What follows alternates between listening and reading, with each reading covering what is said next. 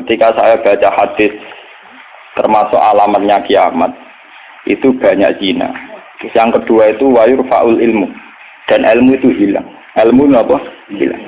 Ini pulau baca itu di Bukhari di Muslim itu nangis sejadi-jadi. Pulau ngereling hadis itu nangis, dan saya takut anak-anak saya nanti, anak cucu kita nanti akan mengalami masa kebodohan masalah. Kebodohan masalah misalnya gini ya, nanti kalau ulama gak cerewet kados kula, ndak mau ngomong hukum, itu nanti wong kuwolak-walik. Jadi misalnya begini, ini saya ngomong di mana-mana, terutama sama santri-santri saya ngomong di mana-mana. Dalam kasus maksiat itu ya ada etika. Misalnya orang yang di niklab atau orang yang misalnya yang order orang nakal, misalnya. Itu juga ada aturannya. Misalnya Rukin daftar dulu, ya Rukin yang dapat dulu. Setelah itu Mustafa, setelah itu Mas Tri. Nanti yang gelem antri namanya anak baik. Rukin itu anak baik karena mau nopo antri. Nanti yang transaksi dan bayar namanya anak baik. Mergo dekne yo hasil zina yo bayar namanya anak baik. Kuatirku nanti kalau ilmu itu sudah hilang, nanti kemaksiatan sudah ada. Sing ono kok dilem anak baik. Yo tetap zina tapi dilem anak baik karena dia zinanya ya bayar ya mau antri. Paham ya? Orang melihat konser yang pornografi, yang mempertontonkan aurat. Kalau masuknya pakai tiket, namanya penonton baik. Tapi kalau muga-muga 1.000 gak ada tiket, penonton jelek. Padahal cara Allah sama jelek nggak mergo delok porno. Paham? Lho mboten, ilmu itu pasti nanti hilang. Dan itu yang pasti dimaksud Rasulullah wa yurfa'ul ilmu. Ilmu itu nanti hilang oleh etika sosial. Meskipun dalam etika itu terjadi kebobrokan agama. Itu yang paling saya takut. Nanti itu kebaikan itu dalam keburukan. Yaitu tadi, orang nonton konser pornografi asal kamu bayar, dianggap penonton baik. Kamu nonton, kok ngarep ben bayar. Terus tengok-tengok penonton itu baik sekali. Padahal delok ngiler perkara pornografi. Tapi karena dia bayar dan anteng dianggap penonton baik. Karena dia dilem orang baik, dia tidak pernah introspeksi kalau perilakunya salah. Paham ya? Nanti itu pasti maksudnya Rasulullah itu begitu. Itu di sarah-sarah ada, tapi saya memahami begitu. Nanti pasti hilang. Makanya saya bersumpah sampai saya mati pun saya akan ngomong ilmu. Meskipun ulama kayak saya itu tidak populer. Saya itu sering dikritik sama teman-teman saya yang dari pidato. Gus ini apa jenara gelem pidato? Nggak jadi kalau pidato gak pede, nanti nuntut teng omah kula. Kita jawab tenan, nggak siap. Ngrugekno kowe lho jawabanku. Gak usah Gus gak terangno, satu aku ra roh ya tetep sering pidato. Lah iya, macam-macam ya. Nggak gini terus kalau tenangan. Jadi nanti wayur faul ilmu itu begitu. Ilmu itu akan hilang karena kalah oleh etika. Etika dalam kemaksiatan tadi. Makanya saya pernah punya santri, dia itu punya toko konteng. Dia ngeluh ke saya sowan. Sebelum Dewi jenengan itu bener, jadi wong soleh itu butuh nyali. Tapi ya cerita. Pegawai negeri PNS itu kan punya gaji tetap, paham ya? Di gaji nopo. Rasa tersinggung, biasa wae. Anggap aja mau ngarepe pangeran kowe tak kei donto. Lah kowe modal lapor. Kudu apa? Mau satu murah. Dia itu punya toko kelontong. Ya iku pegawai PNS kan bulan digaji, paham ya? Guru dia dikit. Lha iku lah. Wonge rokan Gus, cara teori santri yo buka aurat jenenge ro. Tapi tak blojoku bayar. Jadi tak anggap pembeli yang baik. Nah contoh yo rokan kawasan ketat tapi pembeli yang baik. Mergo Mbak. Kulo ditoto soleh bendina ning musala ki masjid tapi tak blojo. Nah jadi nyulayani kan. Pembeli yang tidak baik. Ulang kan saiki proses. Wong kok dicoba makal mbek wong soleh. Jadi kamar sing wong soleh mangkel no. Sing wong rapati soleh. Nyenengno. Maksudnya rapati soleh perkara aurate lho, ora perkara PNS lho, perkara napa? Aurate iku ora salah paham. Mesti protes PNS. Lha iku padha mek pengurus masjid. Pengurus masjid, dia sumbangan wong sing terkenal korupsi atau terindikasi korupsi nyumbang 10 juta. Sing tukang etika 10.000 gegere gak karuan. Akhirnya pengurus masjid terbiasa nganggep itu orang baik. Mereka nyumbang 10 juta. Sing tukang itikaf nyumbang, itu ya termasuk ilmu iman, paham? Nanti itu zaman ngono iku. Mulane kula nu saniki kula nu sering di. Untungnya kula terkenal ngalim, pancen hikmahe gede. Kuwi mboten urusan sombong, hikmahe gede. Nak ngomong cek ana sing ngrungokno. Karena pendapat saya itu tidak populer. Mau kalau rata terkenal ngalim, itu orang misoin ke saya semua. Karena pendapat saya ada, kenapa? Tidak populer, saya sadar. Wong saya pernah pengajian di rumah saya sendiri pas Muludan. Mungkin ada sebagai jamaah sini yang ikut. Orang tetangga saya rata-rata hormat sama saya. Tapi yang kalau di acara tak omong. Wah, acara ini Gus Pak gak rawuh gak enak. Ini Gus Pak nak diundang ya teko. Pokoknya dia nak sing undangan ram bayar-bayar itu teko. Tapi nak sing bayar dia teko lawat itu. Tak omong. Wah, aku nak di acara. Nak nganggur ya teko nak ora apa-apa. Pokoknya nak sing demi anak bojone ra teko malah apik. Iku ajaranku. Tak omong saking kepengenku gak ganggu masyarakat. Tapi uang tetap segan gitu, tetap teko, tapi tak umum tak. Saya tidak tersinggung, andaikan sampean tidak. Nah ini kalau terus balik. Terus yang ketiga contohnya gini, kiai ku kados kulo nu lebih nyai 5 tahun, bapak wafat 2000. Pun mangkel tenan, cara ora eling Quran mangkel. Masyarakat yang anaknya setengah idiot atau yang dianggap gak pati pinter itu di pondokno. Nating iki yo bagus. Yo ngoten niku kadang yo nganti camat mantan camat. Ini kula jujur kula termasuk kiai terakhir kiai gede, camat-camat lagi do seperti. Gus kula niku ndek anak. Problemnya itu dia hiperaktif, ngeten-ngeten. Anak padahal kakaknya di UGM gini-gini. Itu coba yang itu supaya mondok di sini gini-gini. Ya sudah begitu. Untung kula termasuk kiai sing rapati butuh duit, rapati butuh derajat. Memang tak pisau ya, tak maki-maki nek kula. Lalu lucunya setelah itu tidak kasil mondok di saya karena tak maki-maki itu gang beberapa hari. Uang sing ngomong ini uang melarat. Ya orang melarat tidak camat. Munggo ora melarat itu tak bisa ya melarat ya. Ya gitu. Anak yang baik karena dapat prestasi di sekolah umum, yang tidak baik di pondok. Wah nyorok Gusti kula saiki. Wingi wong sugih kula tidak miso ilang iki terus budi. Kan etika keulamaan kan bisa wong barat ora oleh. Nah Gusti oleh. Jadi nak miso ora oleh. Nak Gusti napa? Iya, beda kan miso napa? Jadi ono. Nah itu yang menyelamatkan hati saya itu satu, yaitu tadi. Kenapa di Al-Qur'an diulang-ulang innalladzina amanu wa amilus sholihat. Jadi sebetulnya beginilah, ini yang peringatan ya bagi teman-teman yang mungkin di sini ada PNS, ada orang-orang yang biasa punya selera elit. Cobalah Quran ini dihidup-hidupkan lagi, amanu wa amilus sholihat. Dalam teori Quran pokoknya yang baik itu ngamal soleh. Jadi misalnya saya sebagai orang alim di Pondok Rukin, dia sudah misalnya idiot, melarat, aneh-aneh.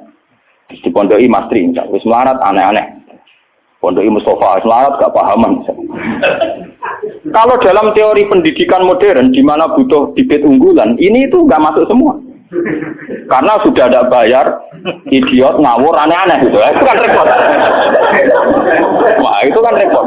Jadi kamane santri kok Mustafa yang tinggi, wes ratau salam tempel lah kok kiai ini ratulat kopiah, kiai ora salat apa?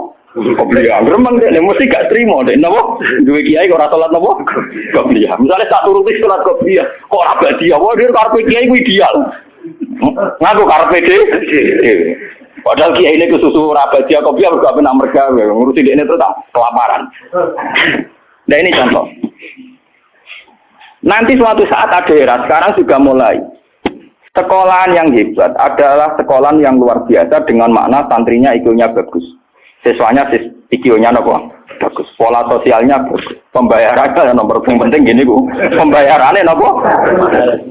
Lah terus akhirnya pondok-pondok pesantren kan cuma bayarnya bagus, otaknya ada bagus, perilakunya enggak. Lupa mau aku ora disangoni pangeran. Wa amilus sholihat. Ngurmat ruhenu amilus sholihat. Ngurmat Mustafa ya amilus wis ora urip. Wis ora dadi wong. Tapi karena saya punya semangat sarane Quran penting aku amilus, ya sudah, Allah menitipkan ngamal saya lewat ngurmat matri, lewat ngurmat ruhin. Ya sudah selesai. Masalahnya terus nopo? Nah, kalau suwun sing ngaji kula, semangat kenapa Quran ngulang-ulang wa amila sholihan, diulang-ulang wa amil sholihat. Penting dalam hidup itu amilus. Kula pernah, ini cerita nyata. Saya pernah lihat TV. sama ulama-ulama yang kayak saya, artinya tipikalnya ya kayak saya, orangnya alim terus ya ikhlas. Cocok-cocokan kan. Jadi kiai lah ya tahu grup modal yang alim tak kulo, ya alim tenan. Ya putrane kiai gede. Ya model kiai ini kan buka kertu. Ini tenan mata bui kisahnya apa? Ini ngaji wong tua-tua. Dan aku kan wong enjoy Islam. Tahu tak kok. Gus.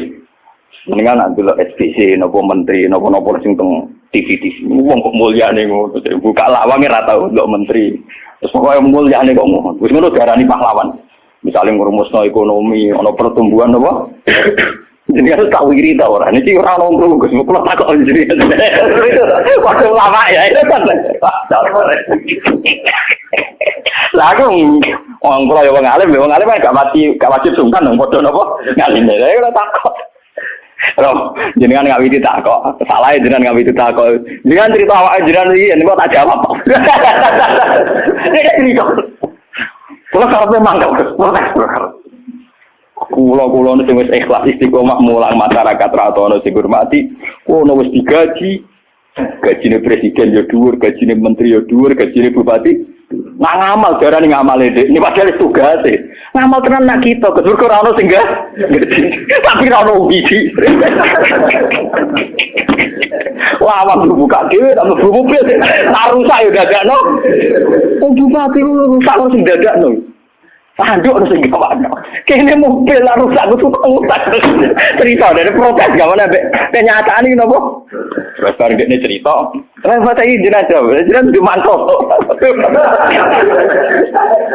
Karena latar belakang saya kan kiai Quran, saya sudah pernah punya perasaan cemburu dia.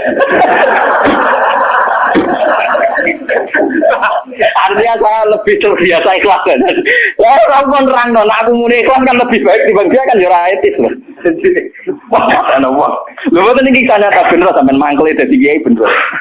Ana kira dadi kiai urip nara bate buat kiai wis moden ae.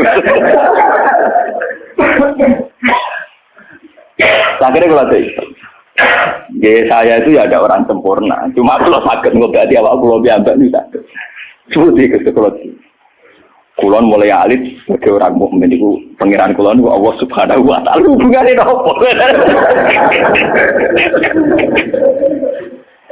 Ya kalau pangeran kula Allah, paribatane kula niku nulung semut sing kebulet. Utawa nulung anake pitik sing kebulet teng jero pawon sing gak ana wong. Niku kula ngrasa ibadah. Mergo ngamal kula disiji Gusti Allah. Ana wong melarat gak iso mangan. Terus kula kei dhuwit 5.000 kelar mangan. Niku kula nggih ngrasa ibadah, mergo sing biji kula Allah lan pirsa. Kalau mereka yang ngisi kan wartawan. Saya ini seorang mukmin, yang Tuhan saya itu Allah bukan wartawan. Ini kan kok mau cocok Gus, kok ada nek kepengin ngobati ngoten. Tapi kalah memang kok. Kalah terus. Enggak artinya kenapa kiai-kiai itu bangga dengan amal-amal yang kecil, kadang mengekei santri melarat rantok wesel, kadang ngekei iman. Itu karena iman sama aturan dasar fama ya'mal mithqala dzarratin khairan yarah wa ma ya'mal mithqala dzarratin syarran yarah. Sekecil apapun Anda amal dinilai Allah. Ini penting kalau aturakan. Nanti ada wala batu jahli, ada kebodohan apa masal di mana orang yang rapat tentang ketahanan pangan karena dihadiri menteri dan tetap-tetapnya. Orang itu dianggap berprestasi karena mempertahankan pangan, kuota pangan cukup, bulog cukup. Padahal hakikat yang mempertahankan pangan itu siapa coba kalau per individu? Ada tukang becak miskin. Dia hari itu tidak bisa makan. Ditolong sama tukang becak diutangi 20.000. Anak istrinya jadi apa? Makan.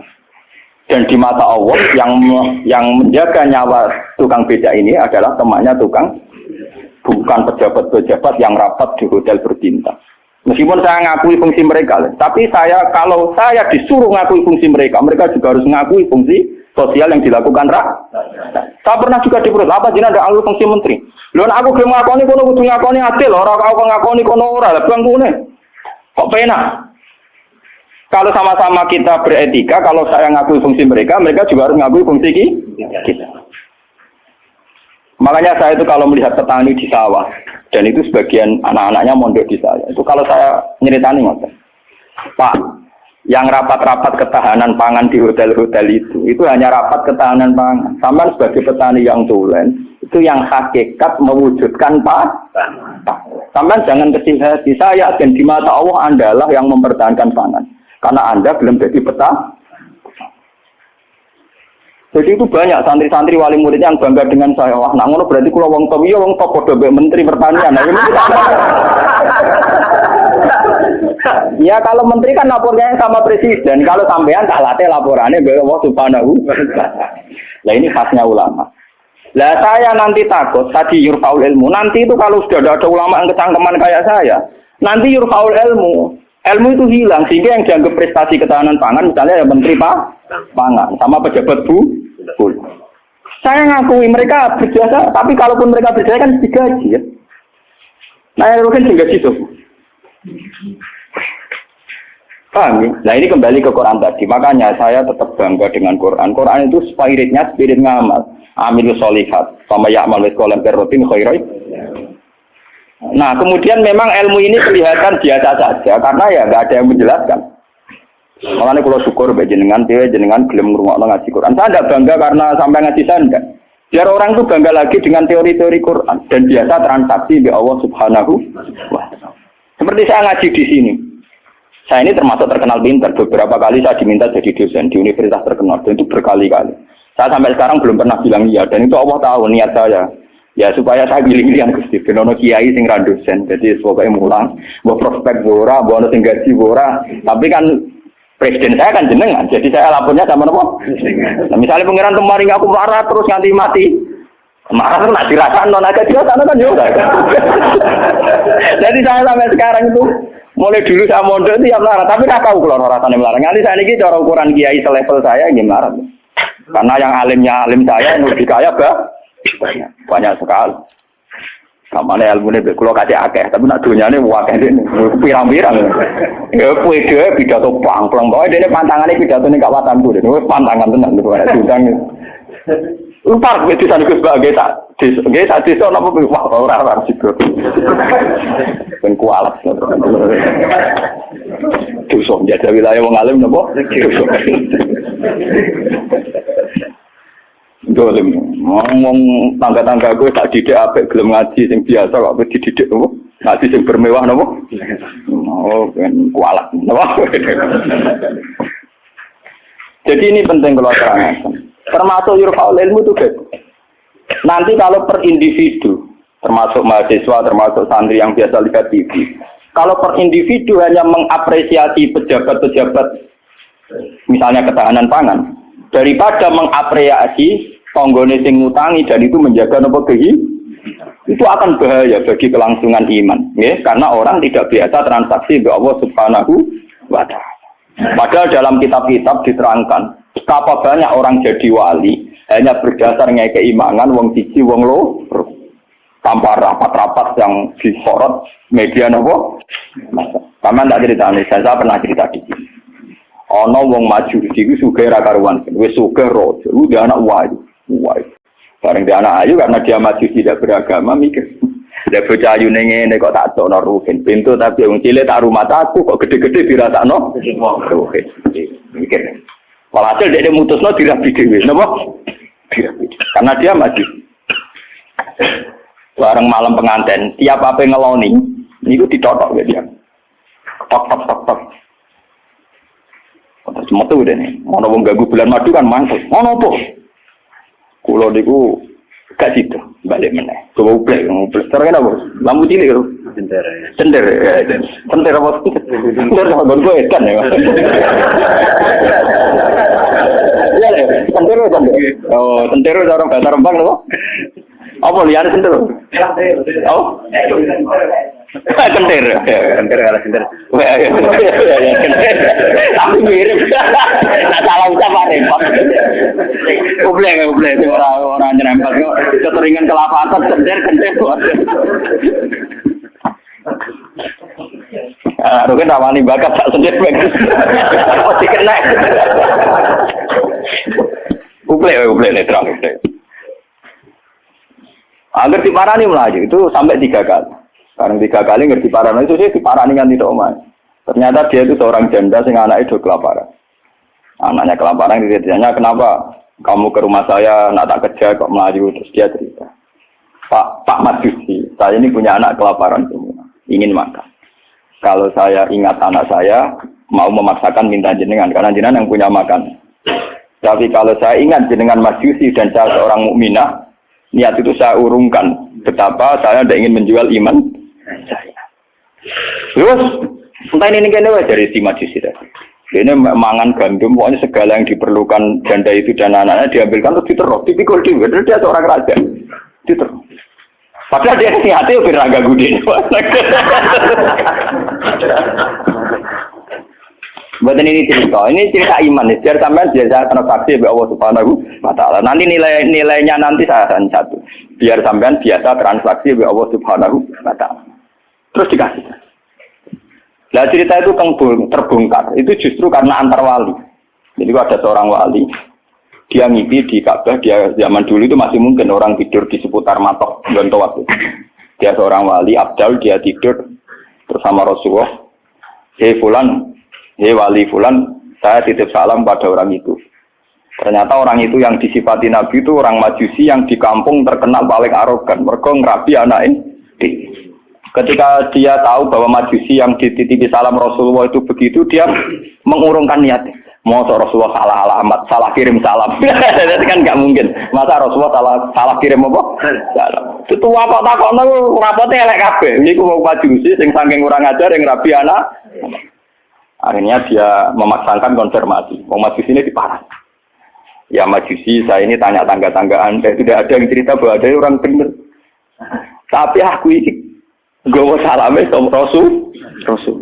Pasti kamu punya perilaku yang spesial, yang hebat. Majusi langsung iman. Asyhadu an la ilaha illallah wa anna Muhammadar Rasulullah. Nabimu banyak nabi tenan. Perilaku saya tadi malam enggak seorang pun yang cerita. Wah, kira iman. Ya ora denglone anak, ya langsung nopo.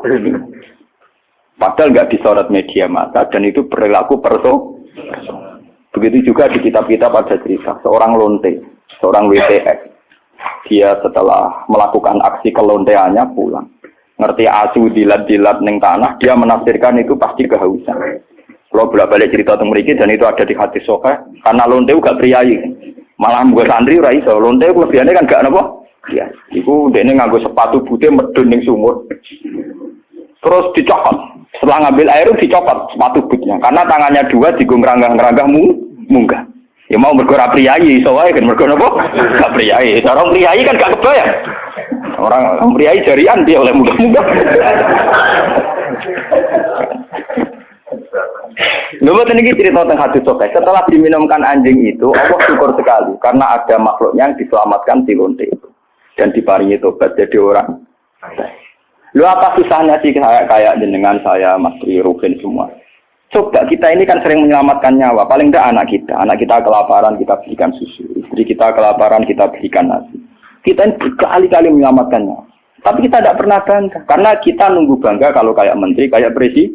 Lalu iman kamu di mana? Lalu posisinya Allah yang nilai kamu? Kita ini mukmin yang geblek, paham? Mukmin yang bodoh. Malah nek TV juga keseringan.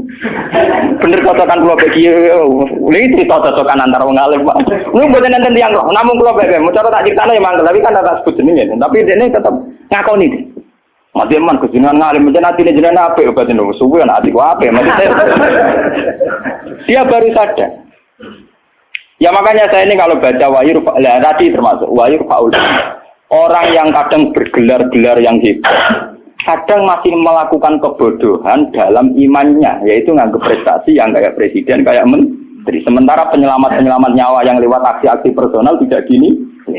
Quran itu dawuh Allah Subhanahu wa Ta'ala. Allah sing duwe langit, duwe bumi, wae ngangge tarif miskola dzarrah. Tarife pangeran mau miskola sekecil apapun amal Anda, tak miskola tetap tak hitung jare. Kenapa kita manusia sombong? Ngitung amal tuh yang disorot. Ngitung prestasi itu yang diakui publik. Kita ini jadi mukmin yang bodoh.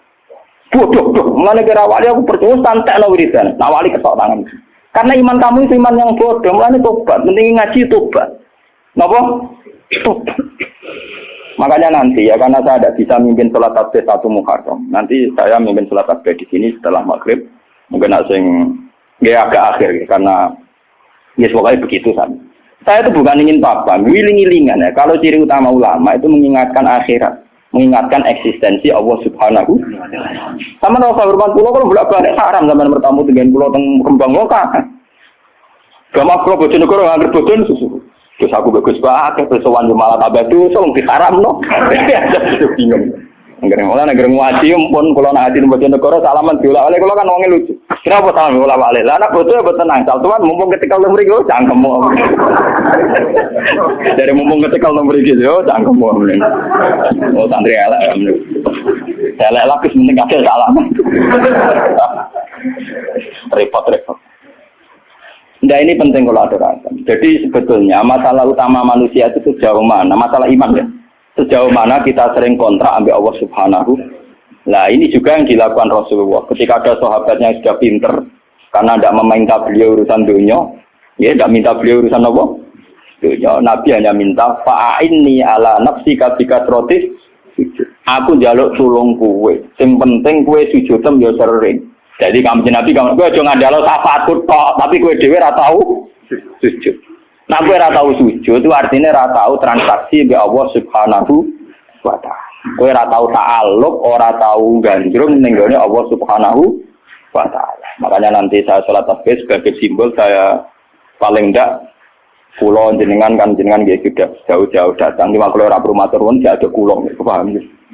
Jadi kadang wonten kadang kula diceritani sing ngaji jenengan waktu itu di Gunung Kidul ben aku teperan matur nuwun ada aku wong Rembang. Tetep ada napa? Ya, sudah sampean ora ada gede, tetep ada kula. Tetep napa?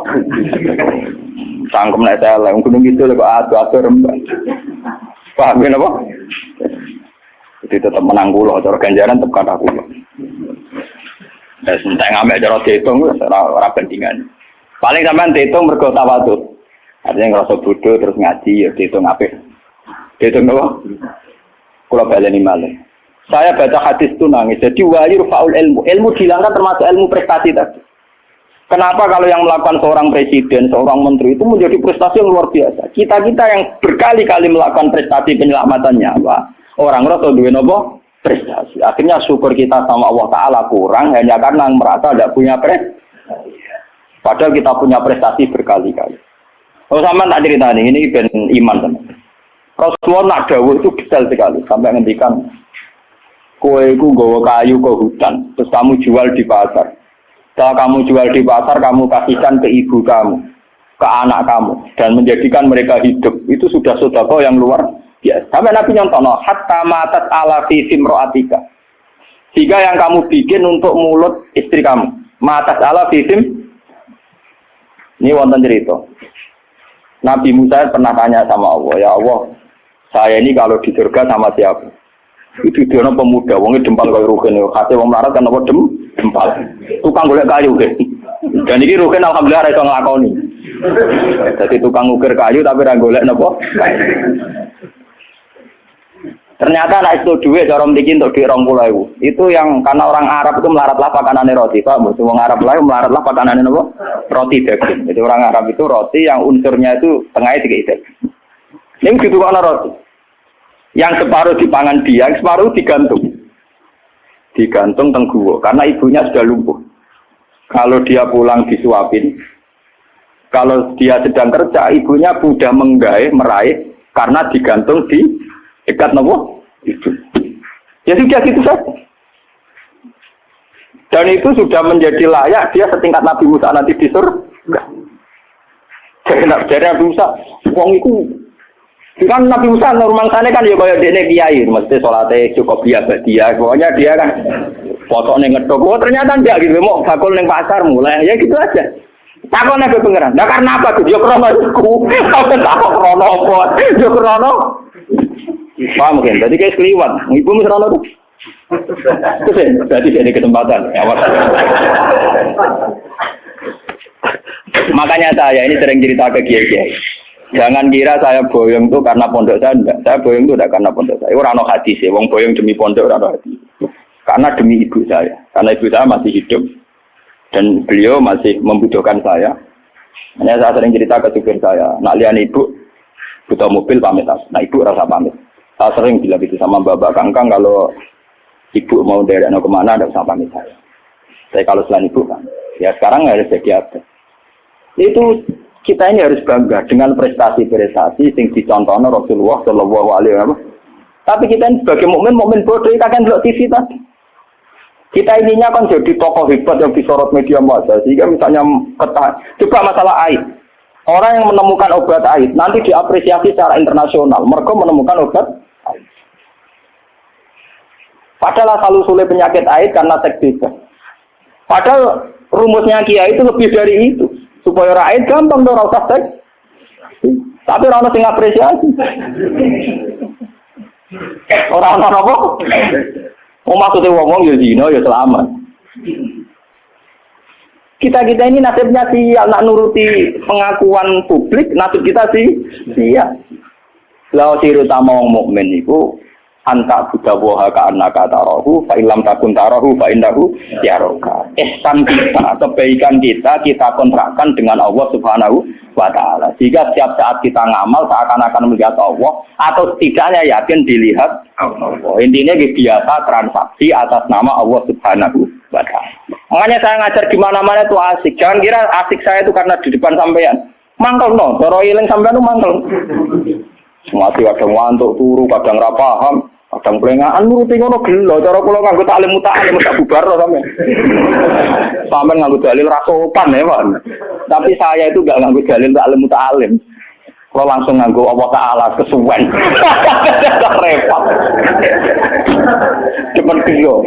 Cara etika taklim muta'alim gak mlebu kabeh sampean.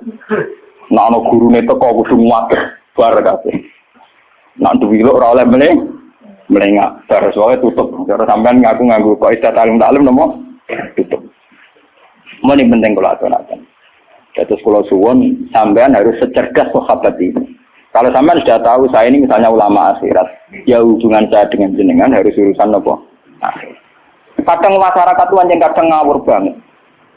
Kulo nu gak ada bapak, gak ada guru. Memang sebagian saudara saya sekolah umum, karena yang tidak diplot jadi ulama. Tapi yang diplot jadi ulama itu guru-guru saya ini tanyakan Lukman kalau nggak percaya itu SD saja enggak, SMP apalagi SMP. Kiai-kiai ini sudah tirakat sebagian anak yang calon pewaris kealiman itu bahkan tidak merasakan sekolah nopo umum. Tapi masyarakat enak saja, wis ngerti kiai ini ngono, anaknya apa sipen maru atau apa ujian di udungannya. Ya. Saya itu pernah punya kakak wakil bupati. Wakil bupati jadi bukan calon. Itu saya belum pernah main ke rumahnya. Tanyakan di Lukman. Saya itu hanya sekali main karena beliau pas mau haji. Dan itu di keluarga saya dihormati. Memang saya plotnya ulama ya etikanya gitu. Padahal kakak saya itu sering ke sini, ke Tonggo dulu ketika saya masih kos di sini. Ya karena aturan dasarnya gitu. Yang tidak ulama harus ulama itu dipegang. Padahal itu kakak saya. Dan itu ya nggak saling menyinggung ya biasa saja. Saya tenang saja, itu ya tenang saja. Wah itu kalau logika sampean kan aneh. Tapi kalau di keluarga saya biasa. Ya orang tersinggung kakak saya. Memang yang tidak ulama, tuan. Ngomongin gagal. Ketika ada euforia namanya punya dulur wakil bupati, wah kasih pinjam mobil. Saya tidak pernah. Zaman itu saya miskin sekali ya. Kalau kesini yang bis ya biasa nyetop tosa, nyetop angkot di jalan. Gus gak nyilem mobil kakak, cangkem ulama buat itu mak kayak kue. Saya emang cangkem saya, emang masyarakat biar tahu ulama udah didik kayak kue. Ya logika mereka kalau tidak pinjam mobil kakaknya, wakil bupati ke Umbat. Cangkem ulama pada anak kue. Akhirnya mau sadar, sebenarnya ulama tenang. Jebule gak guyon, maksudnya mereka sadar. Nah aku ragu guyon. Guyon dia semua tak tirakat tenang. Saya tuh mangkel kadang. Ya itu tadi. Saya ini kan sudah begini, potongan saya kan potongan kuno. Lu ngoten niku nggih.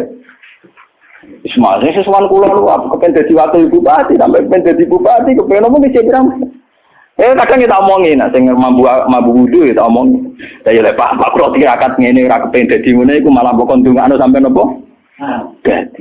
Mboten ngoten wis maksud jenengan akhirat wis akhirat kula unggunya ben. Ya tapi jojo tulung aku mrene kok. Tetep ae. Ini wong badhe wonten tiyang daftar tentara nggih tuan kula. Wong bupati tuan kula mat eno. Apa rak mangkel iki ya sopan artine dene cek yakin dengan Kiai Mandi dari sisi ini kan sopan. Tapi sisi di duniawi kan enggak. Kula yang Kiai jujur tak omong. Wong senengane bingung kula bingung terus. Aku nak ndongakno kowe kuwatir kedurunyan. Ora ndongakno dari tamu kon ya enggak bingung kok. Lu tujuh sepuro, mereka berene gue bingung aku tak omongin, guys punten aja capek kan, kayaknya ini nasib. Coba kalau zaman sahabat tidak begitu, Rasulullah sudah bilang, karena dia sering khidmah, gue jalu tak turuti, dia mikir beberapa hari terus dia sadar, ya dunia gue apa entek, mesti kiamat. Rasulullah orang yang begitu penting yang kersane Allah Subhanahu, mesti aku rantai urusan dunia, jalu urusan akhir. Coba kalau antara sampean desa hubungannya kayak gitu kan seru. Meskipun ya tidak mungkin aku swargane beroken awor ya mungkin itu mukhal. Tapi kan lumayan tuh paling enggak beda kelas lah kan iso dolah. Loh karena saya juga tidak mau sekelas dengan guru saya. Aku diomongi wek kanca kula nu. Wes aku kanca kula jogeman oleh teman-teman. Jadi anak swarga awor guru jenengan tuh sungkan gak enak. Mumpun boten usah Gus, wis oleh biasa wae mengke pancet nek kula kanca ngopi Gus mriko. Dadi dekne ora seneng den swarga ora kanjeng Nabi ora kiai ora seneng. Ning donya wis dino ning akhirat apa? Gak seneng. Gak bebas napa? Lalu kira tawar aku kan. Dadi kowe ora ngene-ngene iki. Anggo nak kangen ya sowan. Tapi bariku bunga-bunga ning swarga iki.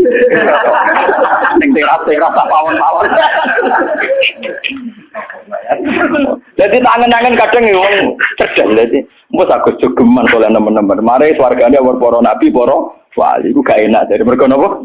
Tangan-tangan ya masuk akal. Iya. Dasar teman-teman ya enak, oleh teman-teman ya berat napa?